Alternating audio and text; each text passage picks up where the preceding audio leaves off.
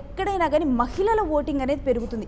మహిళల ఓటింగ్ పెరిగినప్పుడు అక్కడ చాలా పరిణామాలు కూడా మారిపోతూ ఉన్నాయి. మహిళలే అసలు ఒక డిసైడింగ్ ఫ్యాక్టర్గా మారిపోయారు ఇప్పుడు రాజకీయాల్లో. దాన్ని టార్గెట్ చేసుకొని హామీలు కూడా ఇస్తున్నారు పార్టీలు, అది వేరే విషయం. ఇక గ్రామీణ ప్రాంతాల్లోనైతే అస్సాంలో ఎక్కువ ఓటింగ్ నమోదవటం జరిగింది. ఇక ఇటు తమిళనాడు చూద్దాం. తమిళనాడులో ఈసారి పార్టీల పోరు ఎక్కువ ఉంది, పార్టీలు పెరిగిపోయాయి తమిళనాడులో. తమిళనాడు రాజకీయం అయితే నిజం చెప్పాలంటే చాలా రసవత్తరంగా మారిందని చెప్పాలి. ఇంకా మన పక్క స్టేట్ అవటం వల్ల తెలుగు వాళ్ళకి ఇంకా ఇంట్రెస్టింగ్ రాజకీయంగా కూడా తమిళనాడు మారిపోయింది. ఎంతో కొంత మనకి ప్రభావం ఉంటుంది కాబట్టి. ఇక ఇక్కడ ఓటింగ్ చూస్తే కనుక 85.1% పోలింగ్ నమోదు అవటం జరిగింది. ఇందులో పురుషుల టర్నౌట్ చూసుకుంటే 83.57%, మహిళల టర్నౌట్ చూసుకుంటే 85.76%. అగైన్ ఇక్కడ కూడా మహిళలదే పైచేయి. సుమారు అంటే మహిళలు 2.19% ఎక్కువగా పోలింగ్ అయితే మహిళల సైడ్ నుంచి వెళ్ళటం జరిగింది. ఇక మహిళలు పురుషుల కంటే 17 లక్షలకు పైగా ఎక్కువ ఓట్లు వేశారు. అయితే ఈ ట్రెండ్ ఇక్కడ 2011 నుంచి కూడా ఇదే ట్రెండ్ తమిళనాడులో కొనసాగుతుంది. అప్పటి నుంచి కూడా మహిళలే ఎక్కువగా ఇక్కడ ఓటింగ్లో పాల్గొంటూ ఉన్నారు, ఎక్కువగా ఓట్లు వేస్తూ ఉన్నారు. సో ఈ తమిళనాడులో కూడా అంటే మనం చూసుకుంటే కనుక ముందర డిఎంకే, అన్నా డిఎంకే, టీవీకే ఇవి ప్రధానంగా కూడా ఈసారి ఇక్కడ నెలకొన్నటువంటి అంశం ఏంటంటే ప్రీ పోల్ సర్వేలో మనం చూస్తే డిఎంకేకే ఇక్కడ పట్టం కట్టడం జరిగింది. కానీ కాకపోతే కొన్ని ప్రాంతాల్లో డిఎంకే క్లీన్ స్వీప్ చేస్తుందని చెప్పారు. ఇంకొన్ని ప్రాంతాల్లో చూసుకుంటే కనుక టీవీకే విజయ్ ఈసారి ఇక్కడ హైలైట్.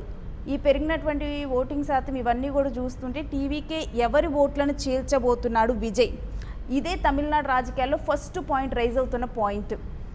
ఇక కేరళ చూద్దాం. కేరళలో ఇక ఈసారి పార్టీ అంటే అక్కడ ఉన్నటువంటి లెఫ్ట్ ఫ్రంట్ ఒక కేరళలోనే ఇప్పుడు అక్కడ అధికారంలో ఉండటం జరిగింది. అధికారం మారబోతుందా అని చెప్పి ఇప్పుడు పెద్ద క్వశ్చన్ మార్క్. ఎందుకంటే ప్రీపోల్ సర్వేలన్నీ కూడా కాంగ్రెస్కే పట్టం కట్టడం జరిగింది. దీంతో కూడా చాలామంది కూడా వెయిట్ చేస్తూ ఉన్నారు ఏం జరగబోతోంది కేరళలో అని చెప్పి. ఇక్కడ కూడా ఒక రాజకీయ పోరు 78.23% కూడా ఇక్కడ పోలింగ్ అనేది నమోదవటం జరిగింది. ఇక్కడ కూడా ఎస్ఐఆర్ వల్ల లిస్టు శుద్ధి వల్లే 3 నుంచి 4% కూడా ఇక్కడ ఓటింగ్ అనేది తగ్గింది, అన్నిట్లో పెరుగుతూ ఉంటే. ఇక ఇక్కడ చూసుకుంటే కనుక ఈ ప్రాంతం కేరళ చాలా రాజకీయ అవగాహన ఉన్నటువంటి ప్రాంతం, గ్రాస్ రూట్ లెవెల్ మొబిలైజేషన్ ఉన్నటువంటి ప్రాంతం. మహిళల టర్న్అవుట్ ఇక్కడ ఎక్కువగా ఉంది. కేరళలో కూడా మహిళలే ఎక్కువగా కూడా 80.86% వాళ్ళ ఓటు హక్కును వినియోగించుకున్నారు. సో చూడాలి మరి కేరళలో ఈసారి కాంగ్రెస్ అధికారంలోకి వస్తుందా, లేకపోతే లెఫ్ట్ ఫ్రంట్ మరలా తిరిగి అధికారంలోకి వస్తుందా ఏంటి అనేది ఒక ఉత్కంఠ అయితే నెలకొని ఉంది. సో మరి కాసేపట్లో ఎగ్జిట్ పోల్స్ రాబోతున్నాయి. చాలామంది కూడా వెయిట్ చేస్తూ ఉన్నారు ఈ ఎగ్జిట్ పోల్స్ కోసం. ఎప్పట్లానే యూటీవీలో ఒక ఎక్స్క్లూజివ్ కవరేజ్, అలానే ఎగ్జాక్ట్ అనాలిసిస్ మీకు ముందే రిజల్ట్ అర్థమైపోయేలాగా ఒక ఎగ్జాక్ట్ అనాలిసిస్ అయితే మేము అందిస్తాము. మా కొలీగ్ సిరాజ్ రెడీగా ఉన్నాడు. Over to Siraj. ఖచ్చితంగా మనం ముందు నుంచి అబ్జర్వ్ చేస్తున్నట్లుగా 5 రాష్ట్రాలకు సంబంధించినటువంటి ఎన్నికలు ప్రశాంతంగా మొదలయ్యాయి. కానీ వెస్ట్ బెంగాల్లో ఉద్రిక్త పరిస్థితులు ఈరోజు చోటు చేసుకున్నటువంటి మనం చూస్తున్నాం. ఇప్పుడు ఎగ్జాక్ట్గా 6:20 అవుతుంది. సో ఆల్మోస్ట్ మరి కాసేపట్లో ఎగ్జిట్ పోల్స్ రాబోతున్నాయి. 5 రాష్ట్రాలకు సంబంధించి ఏ పార్టీ అధికారంలోకి రాబోతుంది, ఏ పార్టీ కొంతవరకు వెనుకంజలో ఉండబోతున్నాయి. సో ప్రధానంగా ఓట్ షేరింగ్ ఏ పార్టీ మీద ఎక్కువగా ప్రభావం చూపించబోతున్నాయి. సో ఇలాంటి ప్రభావంతో మరి కాసేపట్లో ఎగ్జిట్ పోల్స్ రాబోతున్నాయి. కానీ ప్రీ ఎగ్జిట్ పోల్స్ని కూడా ఒకసారి మనం గమనించాలి. ఎలక్షన్ ముందు ఉన్నటువంటి వాతావరణం, ఎలక్షన్ తర్వాత ఉన్నటువంటి వాతావరణం ఏ విధంగా మారేటువంటి అవకాశాలు కనబడుతున్నాయి అనేది మాత్రం చాలా కీ రోల్ పోషించబోతున్నాయి. దేశవ్యాప్తంగా మొత్తం 4 రాష్ట్రాలు ఒక కేంద్ర పాలిత ప్రాంతానికి సంబంధించి.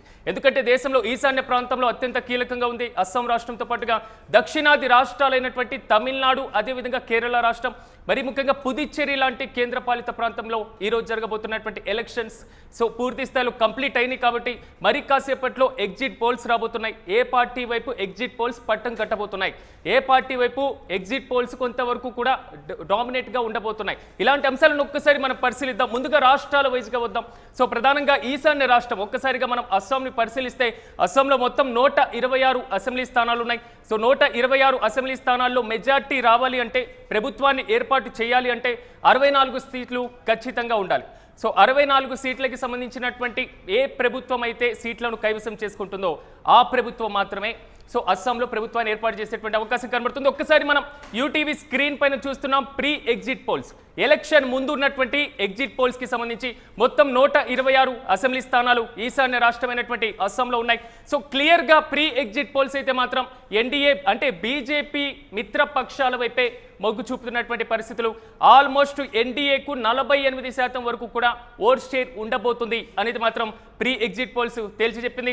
మరి ముఖ్యంగా చెప్పుకోవాలంటే ఓవరాల్గా ట్రెండ్ అయితే మాత్రం ప్రీ ఎగ్జిట్ పోల్స్లో ఎన్డీఏ వైపే మొగ్గు చూపుతుంది. ప్రధానంగా ఉన్నటువంటి వివిధ ప్రీ ఎగ్జిట్ పోల్స్ ఇచ్చినటువంటి సర్వేలను ఒకసారి మనం గమనిద్దాం. సో యూటీవీ ప్రేక్షకులకి కోసం సో సి ఓటర్స్కి సంబంధించి అంటే సి ఓటర్స్ ఇచ్చినటువంటి ప్రీ ఎగ్జిట్ పోల్స్కి సంబంధించినటువంటి ఒకసారి మనం గమనించినప్పుడు సో ఆల్మోస్ట్ సి ఓటర్స్ కూడా స్ట్రాంగ్ మెజార్టీ మాత్రం ఎన్డీఏ వైపే ఉండేటువంటి అవకాశం ఉంది అనేది మాత్రం క్లియర్ కట్గా చెప్పింది. మరి ముఖ్యంగా కాంగ్రెస్ పార్టీకి సంబంధించి కొంతవరకు తక్కువగా ఉన్నటువంటి పరిస్థితి. ఎస్ ప్రీ పోల్కి సంబంధించినటువంటి అంశాన్ని ఇక్కడ ప్రధానంగా హైలైట్ అవుతున్నటువంటి అంశం. సో ఏ పార్టీకి అయితే పూర్తి స్థాయిలో మాత్రం ప్రీ ఎగ్జిట్ పోల్స్ కాదు, ఇప్పుడు వచ్చేటువంటి అంటే ప్రీ పోల్కి సంబంధించి ఎన్నికల ముందు వచ్చినటువంటి ప్రీ పోల్ ఒకసారికి సంబంధించినటువంటి సర్వేను ఒకసారి మనం గమనిద్దాం. ప్రధానంగా అస్సాం విషయానికి వద్దాం. అస్సాం ఈశాన్యంలో అత్యంత కీలకమైనటువంటి రాష్ట్రం, ప్రజెంట్ బీజేపీ అధికారంలో ఉన్నటువంటి రాష్ట్రం. సి ఓటర్స్ ఇచ్చినటువంటి దాంట్లో ఎన్డీఏ అయితే మాత్రం స్ట్రాంగ్ మెజార్టీతో ఉండబోతుంది. ఇక కాంగ్రెస్ పార్టీ మాత్రం కొంతవరకు స్వల్పంలోనే ఉన్నటువంటి పరిస్థితి, అక్కడ ప్రభుత్వాన్ని ఏర్పాటు చేసేటువంటి అవకాశం లేదు అనేది మాత్రం సి ఓటర్స్ ఇచ్చినటువంటి ప్రీ పోల్ సర్వే. రెండోది పూర్తి స్థాయిలో ఓట్ షేరింగ్ ఎలా ఉండబోతుంది అనేది మాత్రం సి ఓటర్స్ ఒకసారి మనం గమనించినప్పుడు ఎన్డీఏ 48%తో ఉండబోతుంది అనేది మాత్రం ప్రీ పోల్ సర్వే తేల్చి చెప్పింది. సో ఎన్డీఏ క్లియర్ కట్గా అధికారాన్ని మళ్ళీ చేజిక్కించుకోబోతుంది. అంటే ఆల్మోస్ట్ చూసుకుంటే మాత్రం మూడోసారి అధికారంలోకి రాబోతుంది అనేది మాత్రం క్లియర్ కట్గా చెప్పినాయి. ఇక రెండోది చాణక్యకి సంబంధించినటువంటి సర్వే చూసినప్పుడు మొత్తం 126 అసెంబ్లీ స్థానాలకి సంబంధించి సో 80 నుంచి 100 స్థానాలకి పైన పూర్తి స్థాయిలో ఎన్డీఏ అధికారాన్ని చేజిక్కించుకునేటువంటి అవకాశం ఉంటుంది. సో ఇంతవరకు సీట్లు వచ్చేటువంటి అవకాశం ఉంటుంది అనేది మాత్రం చాణక్య సర్వే కూడా సేమ్ ఇవ్వడం జరిగింది. ఇక కాంగ్రెస్ పార్టీ 20 నుంచి 35 స్థానాల వరకు కైవసం చేసుకునేటువంటి అవకాశం ఉందని ప్రీ పోల్ సర్వే దానికి సంబంధించి తేల్చి చెప్పింది. సో మరోవైపు మనం చూసుకున్నప్పుడు ఈశాన్య రాష్ట్రంలో ప్రధానంగా కాంగ్రెస్ పార్టీ కొంతవరకు వెనుకడుగుండి ఈసారి కూడా హిమంత్ బిశ్వ శర్మనే అధికారంలోకి రాబోతున్నారు, మూడోసారి ఆయన ప్రభుత్వాన్ని ఏర్పాటు చేయబోతున్నారు అనేది క్లియర్ కట్గా అర్థమవుతుంది. అంటే 2016, 2021 ఈ రెండింటికి సంబంధించినటువంటి రిజల్ట్ తర్వాత రెండిట్లో పూర్తి స్థాయిలో అధికారాన్ని చేజిక్కించుకున్న తర్వాత 2026లో కూడా ఎన్డీఏ అధికారంలోకి రాబోతుంది అనేది మాత్రం ఇక్కడ ప్రీ పోల్ సర్వే తేల్చి చెప్పింది. సో ఒక్కసారి మనం వేరే రాష్ట్రానికి వెళ్ళేటువంటి ప్రయత్నం చేద్దాం. ప్రధానంగా తమిళనాడు రాష్ట్రానికి ఒకసారి మనం చూద్దాం. సో తమిళనాడులో ప్రధానంగా ఉన్నటువంటి పోటీ వివిధ పక్షాల మధ్య అయితే క్లియర్ కట్గా కనబడుతుంది. అధికారంలో డిఎంకే పార్టీ ఉంది. సో అధికారంలో ఉన్నటువంటి డిఎంకేతో పాటుగా అన్నా టీఎంకే, మరి ముఖ్యంగా బీజేపీ మిత్రపక్షం సో ప్రతిపక్షంలో కనబడుతుంది. సో ఈసారి టీవీకే విజయ ప్రభావం ఎలా ఉండబోతుంది ఒకసారి ప్రీ పోల్ సర్వేకి సంబంధించి మనం గమనిద్దాం. సి ఓటర్స్ మాత్రం స్లైట్ ఎడ్జ్ అంటే స్వల్ప ఆధిక్యంలో డిఎంకే ఉండబోతుంది అనేది మాత్రం క్లియర్ కట్గా చెప్పింది. సో పూర్తి స్థాయిలో అన్నా టీఎంకేతో పాటుగా బీజేపీ కొంతవరకు సో గట్టి పోటీ ఇవ్వబోతున్నట్లుగా తెలుస్తుంది. కానీ టైట్ పోటీయే ఉండబోతుంది. ప్రధానంగా ఇరు పక్షాల మధ్య ఒక బలమైనటువంటి పోటీ ఉండబోతుంది అనేది మాత్రం సి ఓటర్స్ చెప్పింది. ఇక రెండోది ఓట్ వైప్స్ కి సంబంధించి 104 నుంచి 114 సీట్ల వరకు కూడా డిఎంకే కైవసం చేసుకునేటువంటి అవకాశం ఉందని. సో అన్నా టీఎంకేతో పాటుగా బీజేపీ 115 నుంచి 125 సీట్లు వచ్చేటువంటి అవకాశం ఉంది. మరి ముఖ్యంగా చెప్పుకోవాలంటే అన్నా టీఎంకేతో పాటుగా స్వల్ప ఆధిక్యంలో ఉండేటువంటి పరిస్థితులు మాత్రం డిఎంకే వైపే కనబడుతున్నాయి అనేటువంటి అంశాన్ని మాత్రం సో పూర్తి స్థాయిలో ప్రీ పోల్ సర్వేలో తెలింది. ఇక మెట్రిక్స్ కి సంబంధించి చూస్తే చాలా వరకు టైట్ పొజిషనే ఉండబోతుంది ఇరు పక్షాలకు సంబంధించి అనేది మాత్రం ఇక్కడ తేల్చేటువంటి అవకాశం ఉంది.